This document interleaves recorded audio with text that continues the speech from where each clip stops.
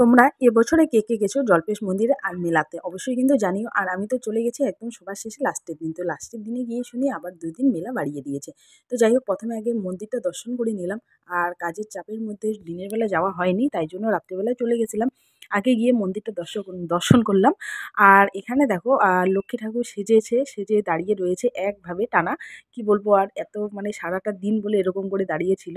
তো কতই না কষ্ট হচ্ছে দেখে। আর এবার আমি এখানে ছবি তোলার জন্য চলে নেই ওখানে, তার জন্য একটু যেতে কেমন হচ্ছিল। তো যাই হোক, গিয়ে এবার ভিডিও করে নিলাম আর টুকটাক করে ছবি তুলে নিলাম। আর আমাকে দেখে দেখো সবাই এখন যাচ্ছে। আর এতক্ষণ থেকে কিন্তু সবাই বাইরে দাঁড়িয়ে আছে, কেউ কিন্তু কাছে যাচ্ছে না। আমি যখনই কাছে গেলাম তখনই কিন্তু সবাই চলে যাচ্ছে কাছে। তো আমি গিয়ে একটু ভিডিও করলাম আর একটু প্রণাম সনাম করে নিলাম। তো তোমরা তো দেখতেই পেলে।